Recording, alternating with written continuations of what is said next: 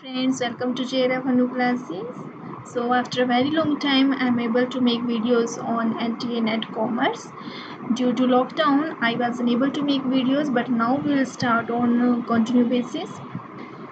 So guys, we will start marketing management. This is the unit number 8, and you can check the syllabus of commerce NTA Net JRF and Net on my YouTube channel, JRF Hanu classes. So this is the unit number 8 and this is its syllabus. Okay, so first topic is marketing concept and approaches, marketing channels, marketing mix, strategic marketing planning, market segmentation, targeting and positioning. We will do one by one this all topic. Okay, so let's start with the marketing concept and approaches. Marketing concept and approaches. In generally, marketing refers to engaging a target market of consumers or other users to ultimately sell a product and hopefully to maintain a relationship beyond the purchase. So marketing में हम target market को सिर्फ product ही cell नहीं करते हैं बल्कि उनके साथ रिलेशनशिप भी मेंटेन करते हैं.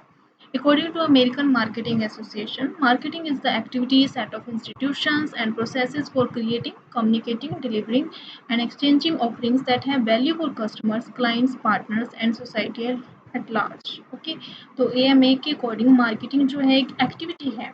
ओके, एक सेट ऑफ इंस्टीट्यूशंस हैं, बहुत सारे यूजर्स जो हैं इसमें इन्वॉल्व रहते हैं एंड प्रोसेस है क्रिएट करने का, कम्युनिकेट करने का, डिलीवरिंग करने का एंड एक्सचेंज करने का ऑफरिंग्स को. ओके, और जो जिसकी वैल्यू किसके लिए हो, value for customers, clients, partners and society at large. तो सिर्फ कस्टमर्स को ही वैल्यू नहीं देनी है बल्कि क्लाइंट्स के लिए भी, पार्टनर्स के लिए भी और जो सोसाइटी है आफ्टर ऑल, तो सोसाइटी के लिए भी जो है आपको वैल्यू उस प्रोडक्ट की होनी चाहिए. So next definition is given by Dr. Philip Kotler, defines marketing as the science and art of exploring, creating and delivering value to satisfy the needs of a target market at a profit. Right? So marketing identifies unfulfilled needs and desires. It defines, measures and quantifies the size of the identified market and the profit potential. It pinpoints which segments the company is capable of serving best and it designs and promotes the appropriate products and services. Okay, तो Philip Kotler के according जिनको कि marketing के modern father भी कहा जाता है, सो इन्होंने डिफाइन किया मार्केटिंग को एक साइंस और आर्ट है ये एक्सप्लोर करने की, क्रिएटिंग करने की, डिलीवरिंग करने की value. Okay, to satisfy the needs of a target market at a profit. So marketing क्या करती है, आइडेंटिफाई करती है जो कि नीड्स और डिज़ायर्स हैं जो अनफुलफिल्ड हैं. ओके, उनको आइडेंटिफाई करती है, देन डिफाइन करती है measures and quantifies the size of the identified market. Okay, and the profit potential. क्या आपकी आइडेंटिफाइड मार्केट उसको मेजर करती है, उनको क्वांटिफाइज करती है और अपना प्रॉफिट पोटेंशियल को मेजर करती है.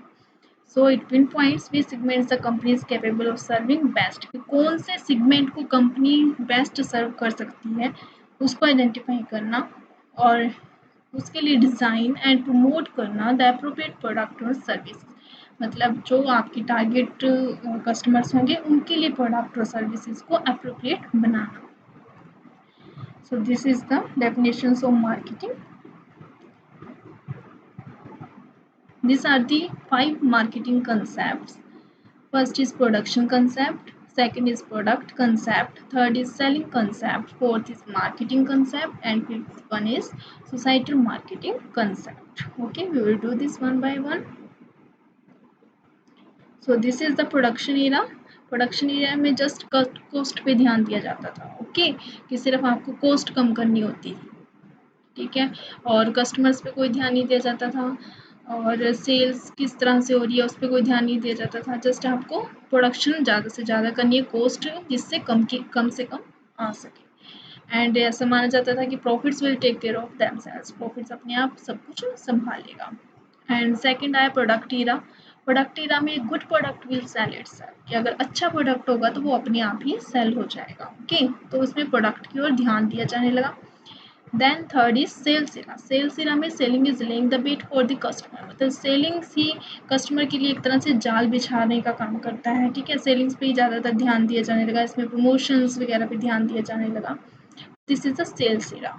देन आया आपके पास मार्केटिंग एरिया। मार्केटिंग एरिया में जैसे the customer is king, customer को क्या समझा जाने लगा, किंग समझा जाने लगा, राइट। एंड देन उसके बाद रिलेशनशिप मार्केटिंग एरिया, जिसमें कि कस्टमर्स के साथ रिलेशनशिप बनाया जाने लगा, ओके। और ये माना जाने लगा कि कस्टमर्स ही फर्म का फ्यूचर है, ओके। फर्म के फ्यूचर को वही डिटरमाइन करते हैं। Then this is the first production concept. Production concept: consumers will favor products that are cheap and available. Production concept में कंज्यूमर्स जो है उसी प्रोडक्ट को वो चुनेंगे जो कि चीप होगा और जो कि उनको आसानी से उपलब्ध होगा, ठीक है। This is the production concept. And second आया प्रोडक्ट कंसेप्ट। प्रोडक्ट कंसेप्ट के अंदर consumers will favour products that offer the most in quality, performance and innovative features, ठीक है। कंज्यूमर्स जो है वो सिर्फ उसी प्रोडक्ट को फेवर करेंगे, उसी प्रोडक्ट को चुनेंगे जो कि क्वालिटी में बहुत अच्छा होगा, परफॉर्मेंस जिसकी बहुत अच्छी होगी और जो इनोवेटिव फीचर्स के साथ होगा। So this is the product concept. And third is selling concept. Selling concept क्या कहता है कि consumers will buy products only when firms undertake a large scale selling and promotion efforts. Okay तो इसमें firms जो हैं उनको लार्ज स्केल पे सेलिंग और प्रमोशन एफर्ट्स करने ज़रूरी हो गए थे, क्योंकि इस कंसेप्ट के अकॉर्डिंग जो firm selling and promotion efforts पे बहुत ज़्यादा लार्ज स्केल पे जो है एक्सपेंसेस करेगी, वही उन्हीं कंपनीज का जो प्रोडक्ट होगा वो बिकेगा, otherwise not. So fourth is marketing concept. Marketing concept कहते हैं firms will focus on needs and wants of target customers. Marketing concept के अकॉर्डिंग फर्म्स जो हैं वो नीड्स एंड वांट्स जो होगी टारगेट कस्टमर्स की, उन पर फोकस करेंगी, उनका पता लगाएंगे क्या टारगेट कस्टमर्स की नीड्स हैं, क्या वांट्स हैं, एंड डिलीवर करेंगे the best product which is better for the competition, okay. तो जो कंपटीशन से उनको थोड़ा अलग हट के प्रोडक्ट ऐसा प्रोवाइड करेंगे जो कि उनको क्या करेगा, जो उनकी नीड्स वांट्स को तो फुलफिल करेगा ही, उनको सेटिस्फैक्शन भी देगा, ठीक है। तो मार्केटिंग में हम कस्टमर सेटिस्फैक्शन पर ध्यान देते हैं। And the next one is societal marketing concept. Societal marketing concept के under firms will maintain long term relationships with their customers and other users and deliver value to them, okay. तो societal marketing concept में firms जो हैं अपने customers के साथ relationships maintain करेंगी और उनको वैल्यू डिलीवर करेंगी, ठीक है। सो this is the 5 concepts of marketing. Now we will do difference between selling and marketing concepts. Selling concept it originates from firm, selling concept firm से ओरिजिनेट होता है, एंड मार्केटिंग कंसेप्ट ओरिजिनेट होता है from market place से, ठीक है। जो इसका ओरिजिनेशन है वो मार्केट प्लेस होगा। एंड सेलिंग कंसेप्ट फोकस करता है ऑन एग्जिस्टिंग प्रोडक्ट्स पे, जो पहले से प्रोडक्ट है जस्ट उन्हीं पे फोकस कर रहा है, ठीक है, उन्हीं को सेल करना है। लेकिन मार्केटिंग कंसेप्ट में फोकस होता है on customer needs and wants पे, राइट। सेलिंग कंसेप्ट जो है it is limited to selling and promoting, okay. इसमें उसके बाद के जैसे भी उसको प्रोडक्ट लग रहा है किसी कस्टमर को, उस पर कोई ध्यान नहीं दिया जाता कि वो सेटिस्फाई भी है नहीं है, okay, just selling and promoting. But marketing involves integrated marketing, इसमें हम बहुत सारी मार्केटिंग की इंस्टीट्यूशंस को इन्वॉल्व करते हैं, मार्केटिंग की एक्टिविटीज़ को इन्वॉल्व करते हैं, ठीक है। तो इसको इंटीग्रेटेड मार्केटिंग भी कहा जाता है। सेलिंग कंसेप्ट में it aims at making profits through volume, सिर्फ वॉल्यूम के थ्रू आपको प्रॉफिट को ज़्यादा से ज़्यादा बनाना है। लेकिन मार्केटिंग कंसेप्ट किस किस पे क्या एम रहता है मार्केटिंग कंसेप्ट का, eight making profits through customer satisfaction, okay. Profit लेना है लेकिन कैसे लेना है, कस्टमर सेटिस्फैक्शन के द्वारा प्रॉफिट को ज़्यादा से ज़्यादा बनाना, right. So this is the basic difference between selling and marketing concept. Now we will do the difference between need, want and demand, जो कि मार्केटिंग में बहुत ये 3 जो वर्ड्स हैं नीड, वांट एंड डिमांड, इनमें बेसिक सा डिफरेंस होता है, ठीक है। ये बहुत ज़्यादा यूज़ किया जाता है मार्केटिंग में, need, want and demand. So first one is need. Need is a state of health deprivation of some basic satisfaction, आपको कोई बेसिक सेटिस्फैक्शन, कोई बेसिक आपको नीड है, आपको जैसे भूख लगी है, ठीक है, तो this is the your basic need. उसके बाद आता है वांट। वांट होता है it is a desire for a specific satisfier of needs. अब आपको भूख लगी है तो आपको ये डिसाइड करना है कि आपने क्या खाना है, आपको इच्छा हो रही है कि आपने मैगी खानी है या फिर आपने खाना खाना है, ठीक है, आपने राइस खाने हैं, तो ये होती है वांट, जिसमें आपको पता है कि ये भूख जो है वो किससे शांत होगी, बहुत सारे आपके पास यहाँ पे चॉइसेस होते हैं, ठीक है। So that is a want कि हाँ खाना ही खाना पड़ेगा, ठीक है, या कुछ मैगी ही खानी पड़ेगी। लेकिन डिमांड, डिमांड कब आती है? It is a want backed up by ability and willingness to buy. Okay, तो जब आपने जो डिज़ायर आपकी हुई है कि हाँ मुझे ये चीज़ खानी है, अगर उस चीज़ को आप खरीद लेते हो, खा लेते हो, ठीक है, तो वो डिमांड बन जाती है, राइट। जब आपको अपनी इच्छा को, उसको आपको खरीदने की एबिलिटी हो, आप में, राइट, आप में विलिंगनेस टू बाय, आप उसको खरीदना चाहते हो, आप में एबिलिटी है, आप में क्षमता है उसको खरीदने की, then it will become demand. Okay, so this is the basic difference between native want and demand. So let's move on to marketing approaches. There are 8 different approaches of marketing. Okay, let's do one by one. First one is product commodity approach. Under product approach, the focus is placed on the product. इस approach में focus किस पे दिया जाता है? Product पे focus रखा जाता है इस अप्रोच में. The method of study leads to the flow of a certain commodity and its movement from the original producer right up to the ultimate consumer. ठीक है, इसमें कमोडिटी के जहाँ से वो ओरिजिनेट हुई है, कोई प्रोडक्ट, कोई कमोडिटी, वहाँ से लेकर उसके जो ओरिजिनल प्रोड्यूसर से लेकर अल्टीमेट कंज्यूमर तक की जो मूवमेंट होगी, उसके फ्लो को इसमें स्टडी किया जाता है. It comprises of study and analysis the problems relating to a product as sources and conditions of supply, nature and extent of demand, mode of transporting, storage, standardization, packing, etc. ठीक है, सो आपने देखा जो भी product से related movement में, product से ultimate consumer तक जाने की मूवमेंट में जो भी फंक्शंस होते हैं, उन सब पर इन पे स्टडी किया जाता है, उनको एनालिसिस किया जाता है, जो भी प्रॉब्लम्स आ रही हैं इन सब से रिलेटेड, सप्लाई से related, nature and extent of demand से रिलेटेड, मोड ऑफ ट्रांसपोर्टिंग से related storage, standardisation, packing etcetera, इन पर एनालिसिस किया जाता है. It is very time consuming and repetitive process. तो ये इसका ड्रॉबैक है कि बहुत ही टाइम कंज्यूमिंग है और बार बार हर एक प्रोडक्ट को लेकर आप बार बार रिपीटेटिव प्रोसेस को ही चलाते रहते हैं. Okay, so this is its drawback. Then next is institutional approach.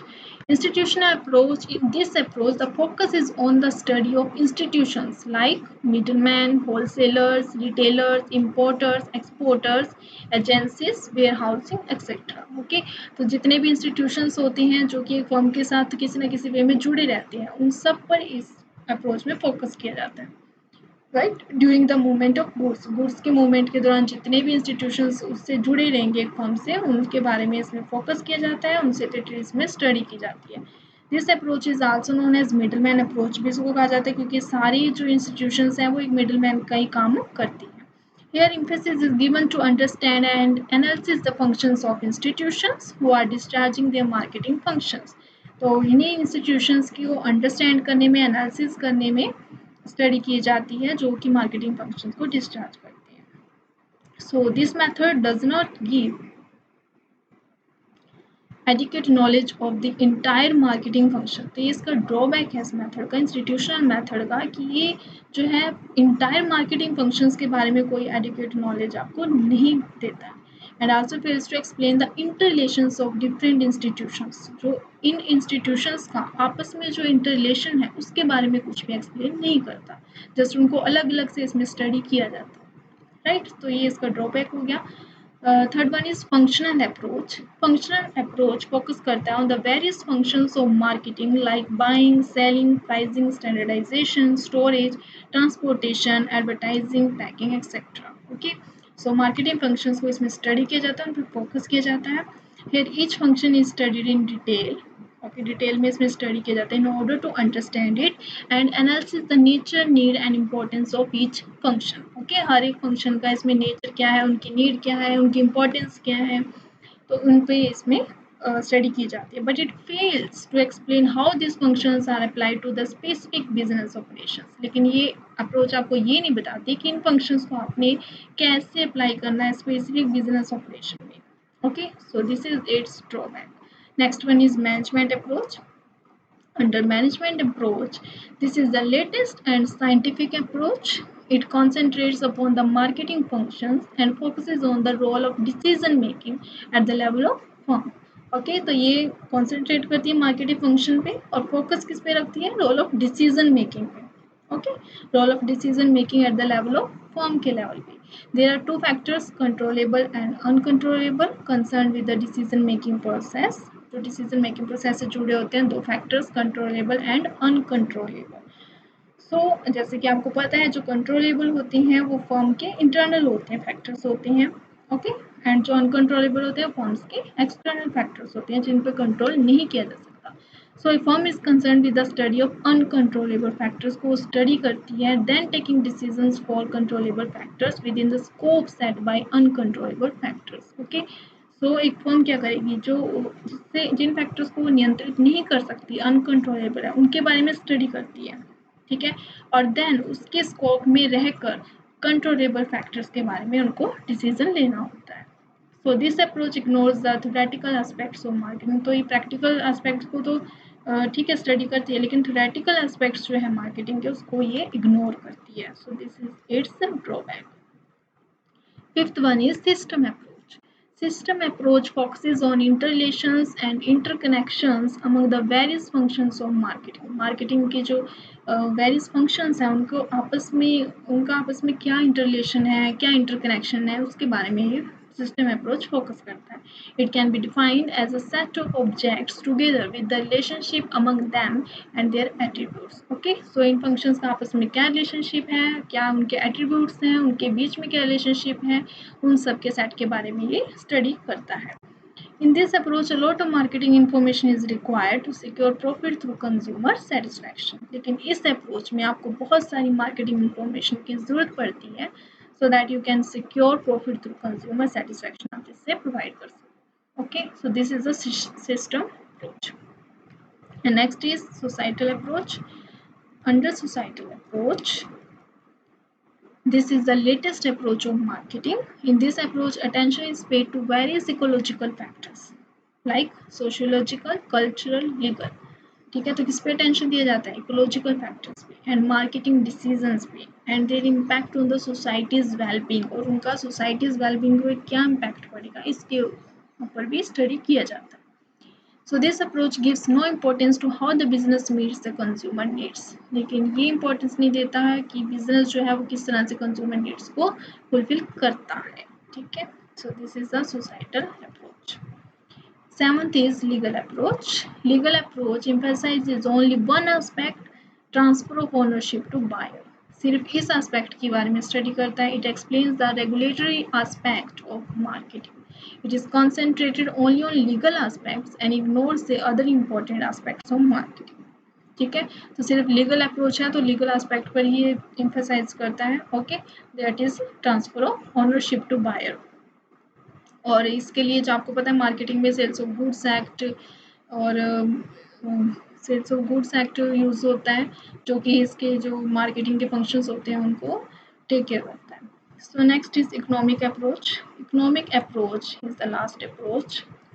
This approach is concentrated only on the economic problems of supply, demand and price. Economics में हम क्या पढ़ते हैं, supply, demand and price. तो ये economic approach भी marketing के point of view से क्या करती है, economic problems पे ही concentrate करती है, that is supply, demand and price पर। ठीक है, so it fails to give a clear idea of marketing. तो marketing clear idea ही नहीं देती है economic approach, तो ये इसका drawback हो गया, just economic problems पर ही concentrate करती है, right? सो गाइज ये थे मार्केटिंग की 8 अप्रोचेज और 5 हमने कंसेप्ट करे हैं, मीनिंग किया है। ठीक है, सेलिंग में और मार्केटिंग कंसेप्ट में डिफरेंस किया है, नीड, वांट एंड डिमांड में हमने डिफरेंस किया है। सो this is the very first topic of marketing syllabus. So thank you guys, and please like, share and subscribe my channel for upcoming videos, and happy learning to all of you. Thank you so much.